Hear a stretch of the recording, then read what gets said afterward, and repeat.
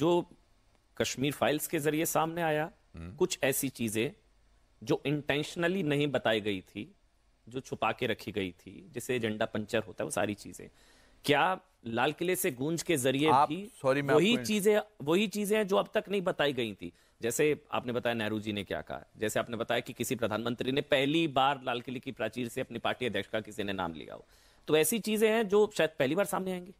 बिल्कुल सामने आएंगी। आप कश्मीर में आज की डेट में देखिए लाल चौक पर जो झंडे फहराए जा रहे हैं। मैं गया हूं, मैंने तो पहला शो किया था लाल चौक से, आप भी थे मेरे साथ जी। किस तरह से, तो क्यों नहीं ये सेम पॉलिटिकल एबिलिटी या पॉलिटिकल विल जिसे कहते हैं, क्यों नहीं था? क्यों मोदी जी की पुरानी तस्वीर क्यों आप निकल के आ रही है, जो उन्होंने झंडा लगाने गए थे भाग के छुप के आज से पता नहीं कितने साल पहले?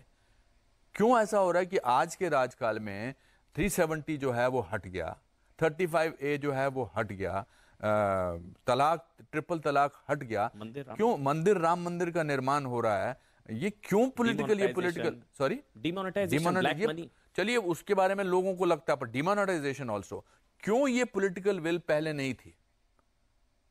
क्यों? मैं आज कुछ दिन पहले नितिन गडकरी जी का भाषण सुन रहा था, क्यों ऐसी अमेजिंग टनल्स बन रही हैं और अमेजिंग रास्ते बन रहे हैं, क्यों? Because the prime minister is inspiring and aspirational. प्रधानमंत्री मोदी जो हैं वो स्पोर्ट्स पर्सन की, हमने कैसे 22 गोल्ड मेडल जीते हैं, टोटल 51 शायद टोटल मेडल जीते हैं। क्यों ये स्पोर्ट्स को अभी हर इंसान के साथ वो जुड़ जाते हैं, चाहे वो स्पोर्ट्स पर्सन हो, चाहे वो दूसरे किस्म के लोग हों। So when the leader of the country is aspirational, it changes the demography of the country. अच्छा, अभी क्योंकि हाल फिलहाल एक डिबेट एक उस पर भी मैं कमेंट चाहूंगा आपका। प्रधानमंत्री ने भी उसका जिक्र किया, क्योंकि देश की बात हो रही है, राष्ट्रवाद की बात हो रही है, तिरंगे की बात हो रही है। प्रधानमंत्री ने जिक्र किया ये जो मुफ्त की रेवड़ी वाला जो कल्चर है, आपकी क्या राय है इस पर? मतलब उन्होंने कहा कि शॉर्टकट से शॉर्ट सर्किट हो जाता है देशों का, ये लोकतंत्र के लिए सही है? नहीं है, बिल्कुल सही नहीं। कैसे सही हो सकता है? नहीं है, बिल्कुल सही नहीं है। आप काबिलियत के हिसाब से आप बेसिकली देश के बारे में नहीं सोच रहे हैं, आप अपने बारे में सोच रहे हैं, शॉर्ट टर्म गेन के बारे में सोच रहे हैं। आप सोच रहे हैं कि किस तरह से बस मैं पॉपुलर हो जाऊं, फिर वो, मैं तो उसमें भी नहीं जा रहा कि वो फाइनली ऐसा हो रहा है कि नहीं हो रहा, वो दिया जाता है कि नहीं दिया जाता, but how can you run a place और बिकम पॉपुलर बाय मेकिंग, मैं ये तो एक हिसाब से रिश्वत वाली बात है ना। रिश्वत क्या होती है कि भाई आप जरा मेरा 2-3 शोज करवा दीजिए अमन जी, मैं ये थोड़ा सा, तुम मुझे वोट दो, मैं तुम्हें एसी दूंगा। एग्जैक्टली, तुम मुझे वोट दो, मैं तुम्हें साइकिल दूंगा। बिल्कुल मैं इसके फेवर में नहीं हूं, बिल्कुल भी नहीं। कैसे हो सकता है कि मैं, आप कुछ करें ना करें, हम आपको पैसा दे देंगे? अगर आपको विमेन एम्पावरमेंट दिखानी है तो क्रिएट जॉब्स फॉर देम और क्रिएट सिचुएशंस फॉर देम। अगर आपको 1000 रुपया या 800 रुपया, 200-2000 रुपया देना है, तो आप कुछ ऐसा करिए so that they feel inspired to earn that much money. ठीक, एक आखिरी सवाल बस जाते जाते, भारत का आगे का भविष्य आप क्या देख रहे हैं प्रधानमंत्री नरेंद्र मोदी के नेतृत्व में? बहुत उज्जवल, बहुत उज्जवल। अगले 25 साल जैसे 5 ट्रिलियन इकोनॉमी और सारी चीजें। देखिए, मैं I am not an economically advance person. मैंने तो अपनी भी कंपनी को पिछले 25 साल पहले डुबो दिया था ये सोच के, तो मुझे पता नहीं है। मगर एज आई सी 25 साल बाद जबकि हम 100th ईयर मनाएंगे आज़ादी का, India will be at the top of the world.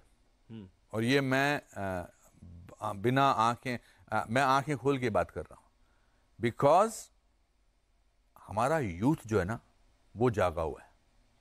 They may come across to you कि यार ये पूरे झुक के नहीं करते, या आदर सुबह सुबह शुभ प्रातःकाल नहीं बोलते हैं,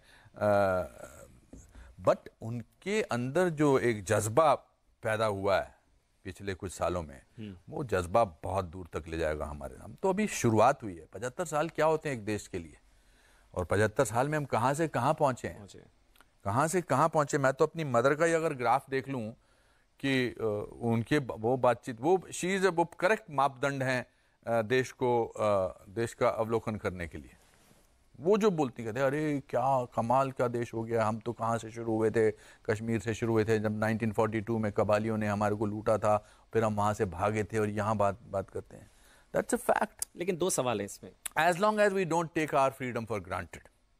दो सवाल है जी। देश अमृत महोत्सव बना रहा है, दुख के साथ कश्मीर में वो अमृत काल नहीं आ पा रहा है। अभी कुछ दिन पहले ही एक गैर कश्मीरी जो लेबरर उनकी हत्या की गई है, लगातार टारगेट किलिंग्स हो अमन जी, रही ये डिस्कशन पे जाएंगे तो बहुत सारी चीजें है, टारगेट किलिंग्स हो रही है, क्योंकि अमृत काल कश्मीर का टारगेट किलिंग आज की डेट में तो राजस्थान में भी हो रही है, बाकी जगह भी हो रही है।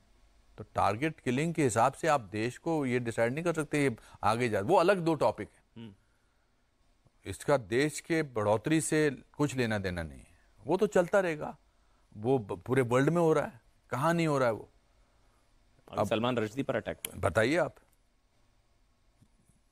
जिस न्यूयॉर्क जैसी जगह, न्यूयॉर्क में, ऐसा नहीं कि कोई पिछड़ी हुई कंट्री थी जहां पर कोई सिक्योरिटी नहीं थी, कोई या फ्रीडम ऑफ एक्सप्रेशन नहीं था, ये वगैरह नहीं था।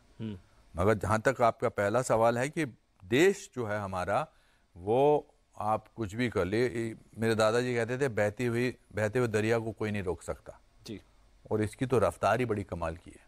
एक और आखिरी सवाल, ये क्रिटिसिज्म रहता है कि भाई बड़ा ना डिवाइड वाला माहौल है, नफरत वाला माहौल हो गया है। आपने उदयपुर का जिक्र किया, राजस्थान का जिक्र किया, वो जो चीजें हुई वहां पर स्टेटमेंट के बाद, वो सारी चीजें, लेकिन देश में देश का भविष्य उज्जवल है, लेकिन नफरत वाला माहौल है, ये क्रिटिसिज्म रहता है, बहुत डिवाइड वाला माहौल है जो इंडिया की सेकुलर फैब्रिक को डेंट कर रहा है। आई फील दैट जिस तरह से सोशल मीडिया में जैसे जैसे हर इंसान को पावर मिलेगी, उसके कुछ फायदे भी हैं और कुछ नुकसान भी हैं। हर इंसान के पास अपना एक सोशल मीडिया का हैंडल है, वो बात करेगा, नोटिस होने के लिए कभी कभी वो जो महसूस नहीं भी करता वो भी बोलेगा। और पर ऐसा नहीं है, बहुत सालों से डिवाइड का तो 1947 में था, 1947 से बड़ा डिवीजन वर्ल्ड में और हिंदुस्तान में कभी नहीं हो सकता।